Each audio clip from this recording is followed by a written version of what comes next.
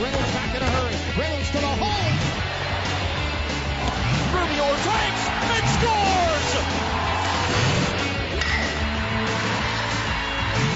Down the lane all the way through. The throw, the catch, touchdown!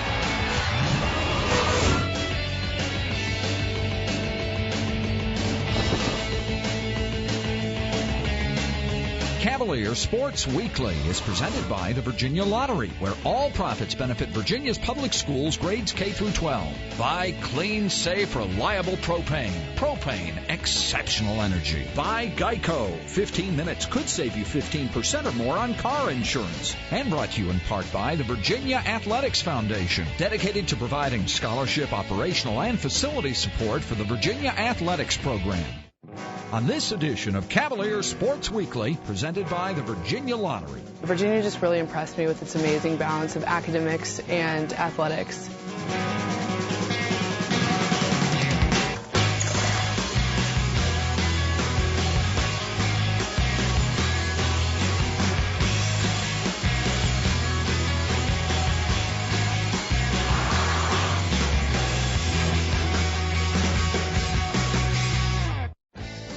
Welcome to Cavalier Sports Weekly. I'm Brandon Marsh, number 9 on the baseball team. We've got a great show for you today with men's and women's basketball highlights, plus a feature on star volleyball player Sarah Kirkland. But first, here's your play of the week. The Play of the Week is brought to you by SunTrust Mortgage. We make the American dream come true every day. Now to Harris at the wing, in the corner, JR. He'll pull for the three, got the look, bingo! He sagged back a little bit and just had confidence. Like I said, I got in the rhythm and I stepped up and made the shot. He stepped up to the challenge. You know it's a big game for us. I mean, we first placed in ACC.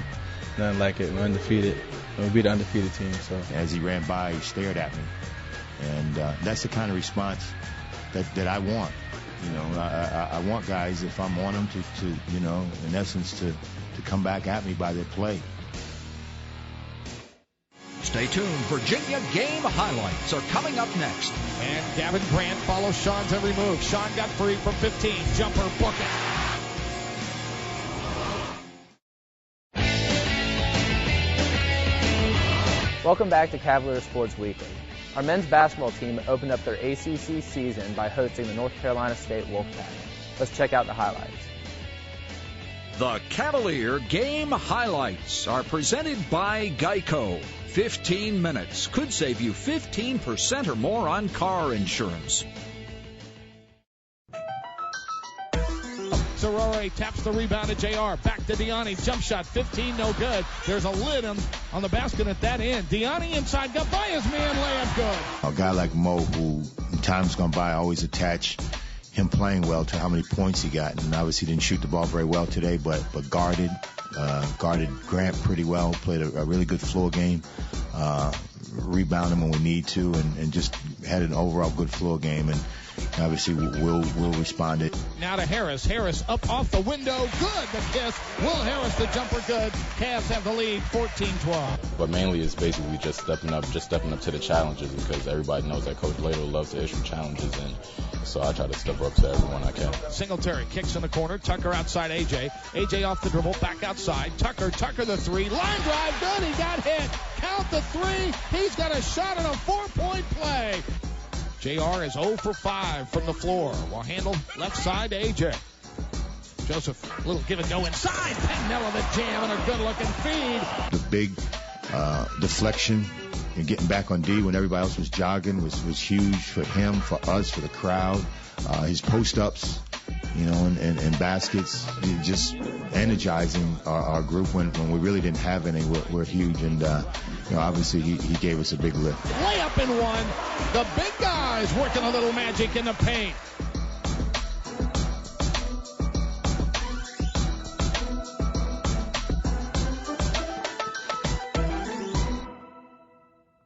After the dead ball timeout, Deani and Joseph out front of Singletary at the wing. Singletary drives, dishes low, inside, layup. Harris finishes. He got the roll. He almost overshot that one off the window. Mamadi handles at the baseline from Will Harris. Back outside, Singletary with 15 to shoot. Sean looks for the opening right side, AJ. AJ drives, a double team on him. Outside, Harris comes for the three. Good! Will Harris knocks down a big three. Deani in the front court to Harris, now to Joseph. Joseph trying to get around his man, back to Sean. They get him to the free throw line. Kicks right side. Harris inside, baseline good, and Harris got it to go. Will kind of, came in and sparked this up a little bit, and, I just had to, come in and take us over that edge, and I knew that, once I kind of got into a rhythm, then everything would be fine. And it'll be Deani to handle the JR. Cavs after the timeout against the 2-3 zone. This is a zone that worked against Michigan. JR found the opening. 3-ball, book it. First field goal of the afternoon for J.R. Reynolds. Hopefully, if you're a Virginia fan, that's an encouraging sign. Was 6 with 5. Singletary against Grant. Inside, the layup. Little guy got by everybody. And Singletary to the window to give Virginia the lead. We have had 10 lead changes in this game. Yeah, he just came off a screen on the baseline, gets the open look. The left-handed jumper on the deep left wing. Reynolds again, jumper good. It's 2. It's inside the arc. The JR, good-looking jumper off the down screen. Now Singletary says, all right, let's direct it. Cavs down 1 possession. 6:10 to play.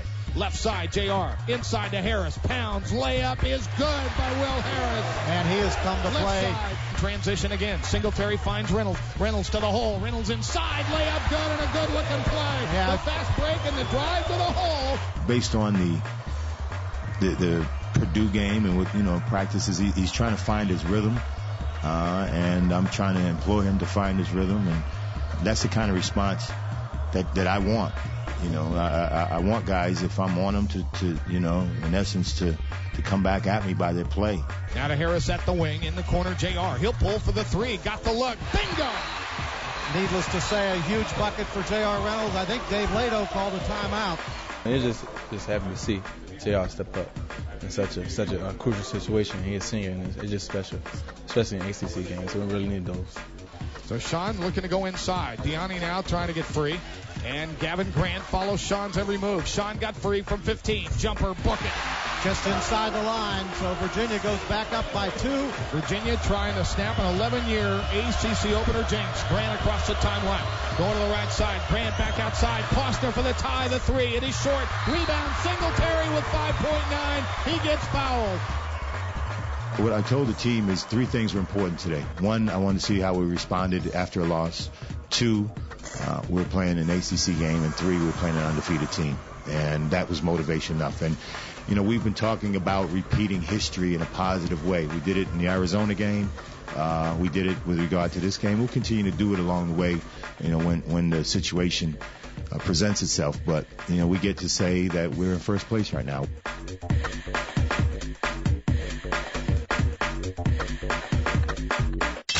The field hockey team had an awesome season. They advanced to the quarterfinal round of the NCAA tournament, and first-year head coach Michelle Madison was named National Coach of the Year. Without a great team, you can't have a Coach of the Year, that's for sure. And it's a coach by committee, so we definitely do everything together and come up with the plan together, implement the plan, and the team runs with it, and they did. We knew we had a special team. I mean, they just, whatever we asked, they did. They just said, just tell us what to do. In the game against North Carolina 5 minutes ago, we're up by 1 goal, and we called a timeout, and their faces were just, they didn't want to look at the scoreboard. They're just like, just tell us what to do. We'll do anything. Just tell us what to do, so they could get that first ACC win, and that's just the spirit they had, the whole season. Just tell us what to do, and we'll try our best, and they did, and it got us to the quarterfinals. It's a great compliment to the program to win an award like that. It's a program award, and to be recognized in the first year, like you said, for Coach of the Year, that's a compliment to the team and the program, and an indication that we're moving in the right direction. Welcome back to the show. As a pre-med undergraduate and all-conference athlete, you might think this student would be overwhelmed. But Sarah Kirkwood thrives in a hectic environment. She is a first-team academic All-American and your Student Athlete of the Week. The Student Athlete of the Week is presented by the Virginia Lottery. In 2006, the Virginia Lottery contributed a record $454 million to public schools throughout the Commonwealth. When deciding what school that I wanted to come to, Virginia just really impressed me with its amazing balance of academics and athletics. The volleyball program really appealed to me. I fell in love with the school and the girls on the team, and it just seemed like a really good fit. And when I walked around campus, I really felt like I could live here. And With my sister being here, that was obviously a big influence, and definitely made the transition from high school to college a lot easier for me. Our parents always pushed us academically as well as athletically, so it's always been a great balance in our family. Academics have always come first, yet athletics have always been right there behind it. And in college, you know, Sarah picked a really hard major. She's pre-med, and it's just really impressive that she still, you know, won this Academic All-American Award being pre-med and with an extremely hard major. It just says a lot about her character. It definitely is a huge commitment to balance both school and academics, but I'm the type of person that really works well under a tight schedule. If I have time to waste, I'll waste it. So when I'm in season, I just kind of stay on top of things by just kind of rolling with the momentum. And really, that's when I am most efficient, is when I have a packed schedule.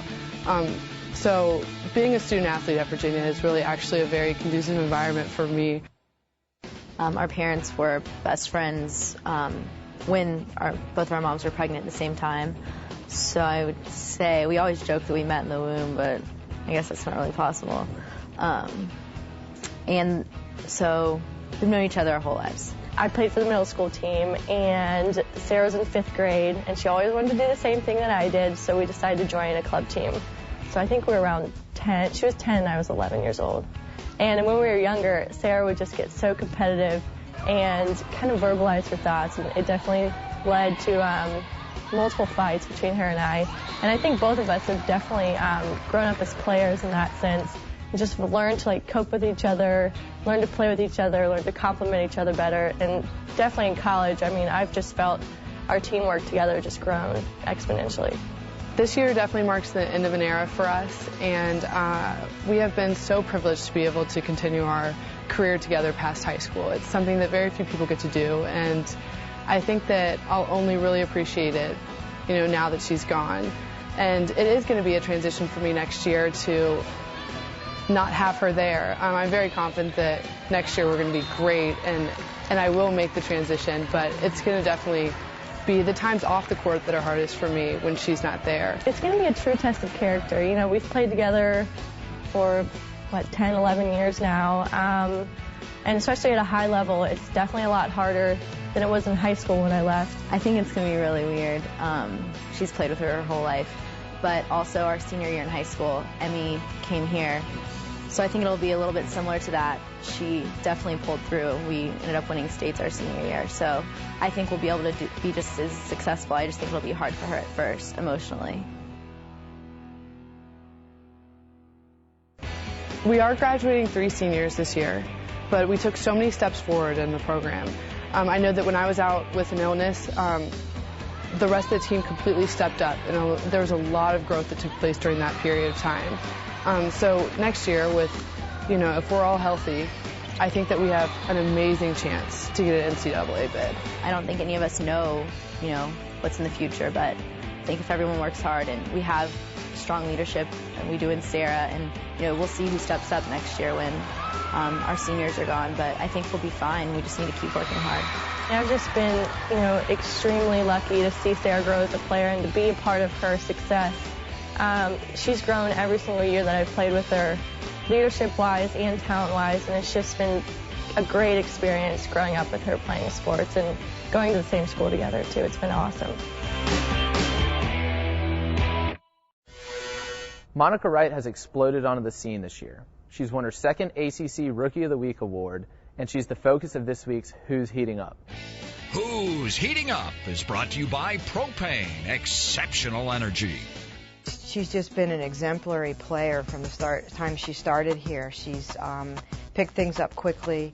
She's a player that is extremely athletic, and she shows it in every aspect of her game, whether it be on the defensive end, the rebounding part of the game, or the offensive end. She gets to the basket so easily and so quickly, it's tough to defend her. And Monica Wright puts it off the glass good. That's the first Cavalier field goal for the high school All-American. It's just been awesome. She came in as a freshman, and she doesn't even play like a freshman. She's so grown up on the court. It's so amazing to watch her from the exhibition games to now. She's already grown so much then. It's just, I'm excited to see her as a 4th year. I don't know. I just came in just wanting to work hard and wanting to fit in immediately. With playing time, I didn't know what I was going to get. I had no idea how many minutes I was going to get. I was just thinking in my head, if I play hard, then I'll play a lot in the games. If I practice hard, then it'll pay off in the games. So, I didn't really think about that too much. She's been just a good person to coach because everything you say to Monica, she takes to heart and she does for you. So she's learned quickly, and she's been a quick study, and I've been surprised at how quickly she's been able to get comfortable in this program because it takes a little bit of time. We learn a lot of things early. Our offense is complicated, and she was very quick to learn things. High and low to Monica, right with a reverse layup, good. The freshmen really stepped up, not just Monica, but Jana and Paulisha. They had to fill the role, and they did. And Monica's just stepped up enormously. Her growth in this program has been extremely important because now we have to rely on her for consistency as well as good play. So it's difficult as a first year to be consistent, and you're going to have those nights when you're not feeling real good. And she's done a great job of playing through those times and being very consistent for us. So obviously her play has meant everything to us at this point, having to help pick up some of the slack that some of the players that aren't here weren't able to do. Kicks to right for a three in the corner, bottom. I do feel like a little more comfortable, making mistakes.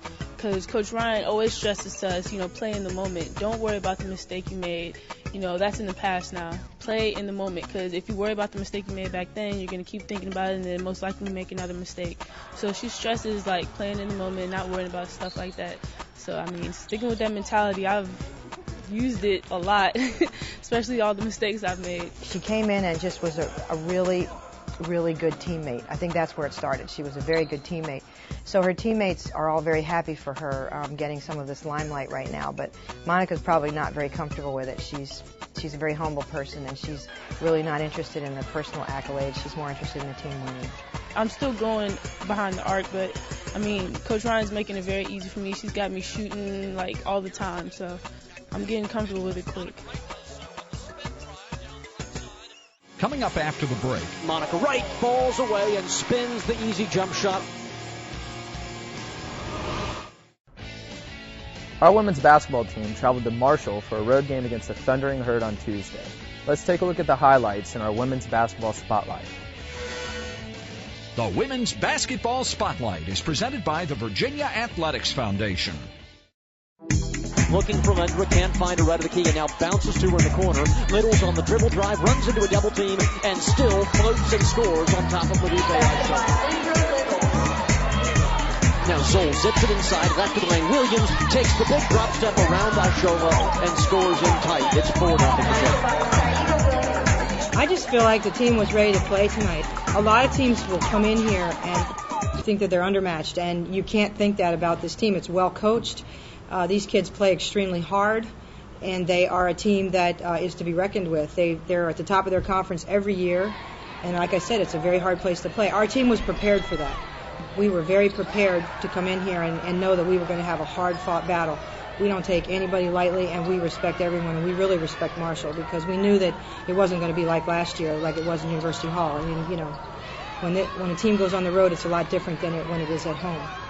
Curry elevates and fires for three, no good. Williams juggles the rebound, Zoll takes it. Long pass up the floor, McGuire left sideline, streaking in, running fingertip roll, softly and deftly done by Brenna.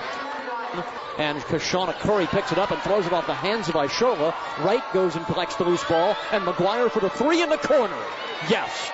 I was pleased with our focus early on, and I felt like we really stepped up and did some really good things. But, we still have to get better. We have a long way to go, and we have to get a little bit better play from the bench. We didn't get as good a play from the bench tonight as we do at home, and they have to grow up a little bit and realize that it's just not going to be easy on the road. Firing the three, Drano, Charnay Zoll. Virginia beat the zone with good ball movement. We have put a lot of pressure on our freshmen.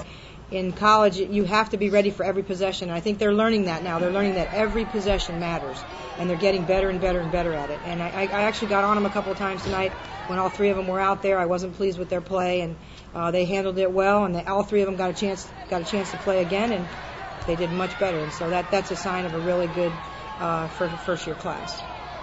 Lindra throws it off the window and gets it to go. Zoll takes it to the other side, left to right to Little, streaking in right, double clutch runner on the way and good. Littles knocks down the 6-footer. When you're on the road, you have to make your own energy because you don't have the fans behind you. So our bench was getting hyped. Every time we went to huddles, we were just saying, we need to show more enthusiasm, show more energy out there. And at that point, I don't know, I think it was my second one in a row, and I was just like, let's go, just put this game away, because we kept letting them get back in it. It would get to 15, they'd come back to 8. It'd get to 17, they'd come back to 8. And I just wanted us to get ready, get a stop, and let's put the game away.